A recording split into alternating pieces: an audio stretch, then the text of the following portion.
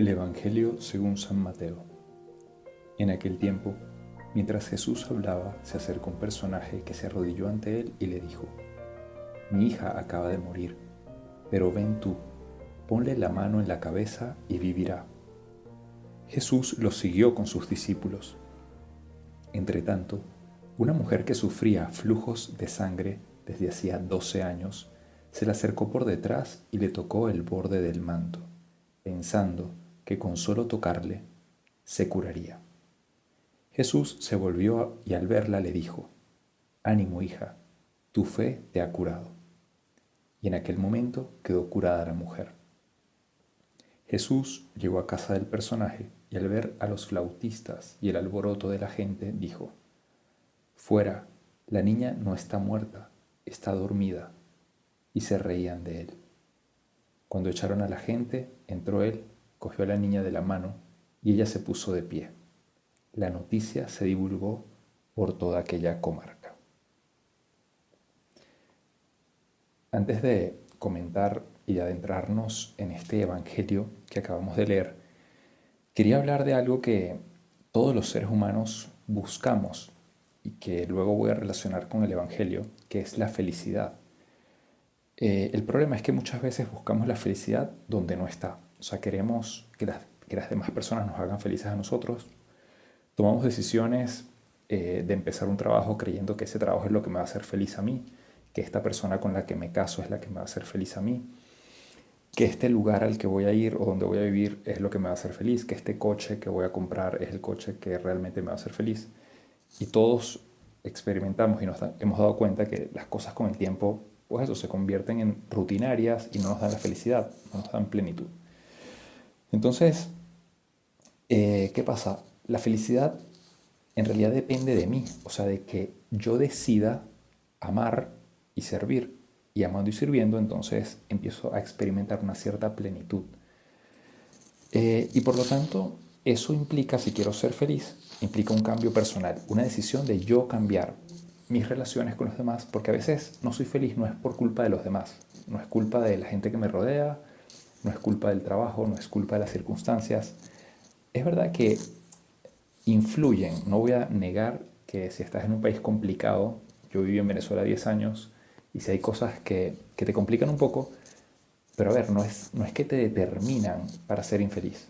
Puedes ser feliz incluso en unas circunstancias adversas.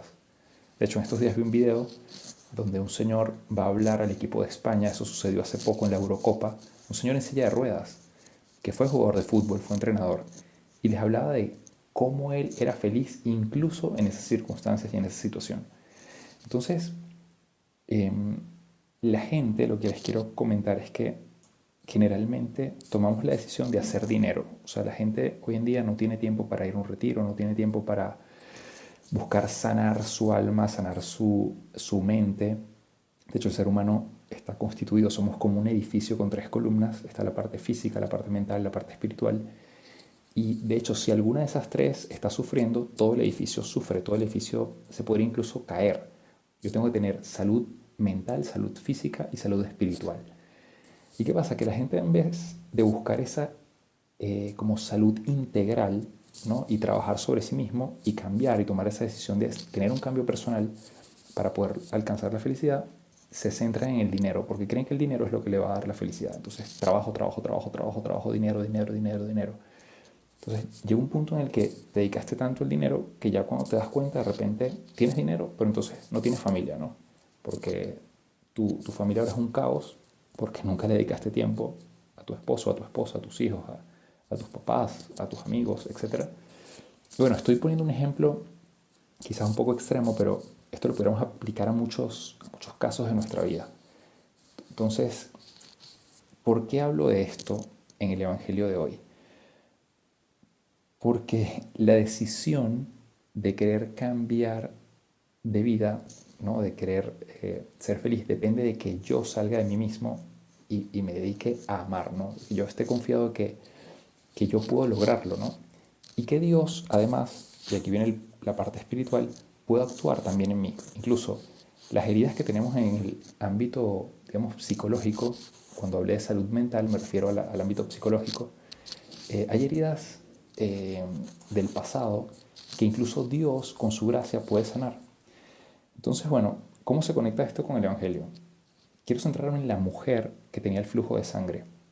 Jesús generalmente, cuando hace milagros, Él decide hacer el milagro. Él se acerca a la persona o la persona se acerca a Él, se lo pide.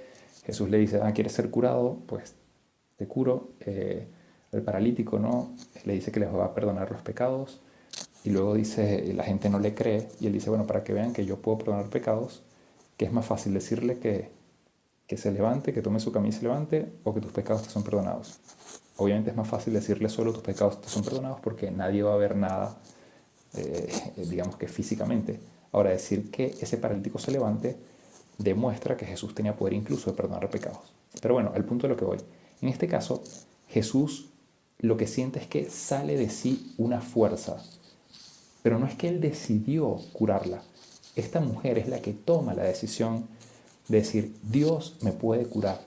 Tengo fe en que Él me puede curar y voy y lo toco. Entonces, aquí viene lo interesante de esto.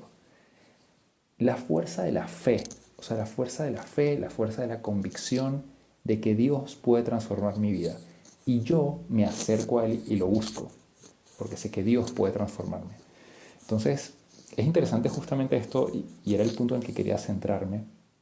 Es uno de los pocos milagros, por decir el único, en el que Jesús, digamos que no es totalmente consciente, si podríamos decirlo, esto lo digo entre comillas, no porque es Dios, pero donde Él humanamente no toma una decisión de decir, mira, esta mujer aquí la voy a curar, no, sino que Él va caminando, esta mujer le toca la orla del manto y sale de Él un poder. ¿Qué nos quiere decir Dios con esto? Que la fe es algo que depende mucho de mí, o sea, de que yo realmente crea en que Él puede curarme. Y depende de que yo también le pida a Él, y esto ya actualizando un poco el discurso, Dios, aumenta mi fe, que yo esté convencido que tú puedes transformar mi vida. Pero yo me quiero acercar a ti, dame la fortaleza para acercarme a ti. Tiene que ser una decisión personal en la que yo me acerco a Él para que Él transforme mi vida. Y Él transformando mi vida, dándome su gracia, va a hacer con que yo sea capaz de amar más y encontrar esa felicidad que estamos buscando. Para terminar, solo quiero hacer referencia a la primera lectura. Los que vayan a misa hoy y lean la primera lectura, la escuchen, se van a dar cuenta que trata sobre el amor de Dios con nosotros, ¿no? El profeta Oseas, digamos que Dios pone en la boca del profeta Oseas unas palabras que nos quiere decir a nosotros, ¿no? Y habla de el matrimonio perfecto, Dios como esposo y nosotros, su pueblo, como la esposa. Y dice, yo te cortejaré, te llevaré al desierto y te hablaré al corazón. Bueno, al final le dice, me casaré contigo en matrimonio perpetuo, me casaré contigo en derecho y en justicia, en misericordia y en compasión, me casaré contigo en fidelidad. Está hablando un poco del amor que Dios nos tiene a nosotros, y esta lectura se pone junto con esta del Evangelio para demostrar que Dios vino con compasión a amarnos, a darse totalmente, y es justo ese amor que también nos enseña a nosotros la clave de la felicidad. Así como Dios se dona totalmente a nosotros, podemos decir que Dios es el ejemplo de la clave de la felicidad. Dios que está en el cielo, muy tranquilo, decide donarse, decide desbordarse de amor, crear al ser humano y luego salir y venir a este mundo para demostrarnos cuánto nos ama. Dios hoy a través de este evangelio también nos está diciendo, quizás depende de ti que tomes esa decisión de amar y confía en mí. Yo te voy a ayudar a sanar, a transformar tu corazón para que transformando tu corazón y amando más a los demás, mejorando tus relaciones con los demás, con el entorno en el que estás, encuentres esa felicidad, porque para Dios no hay nada imposible.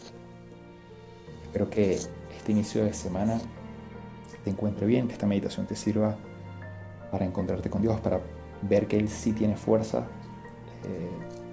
y renovarle, ¿no? Renovar ese amor a Él y pedirle esa gracia de encontrar la fortaleza para seguir adelante, para amar y encontrar esa plenitud que solo Él puede dar. Que pases un feliz día. Te habla el Padre Jesús Rodríguez. También nos puedes seguir en nuestras cuentas de ¿Qué haría Jesús? Y también en la de Be New Fire o New Fire, que es una plataforma en la que puedes profundizar en tu fe. Un fuerte abrazo y que Dios te bendiga.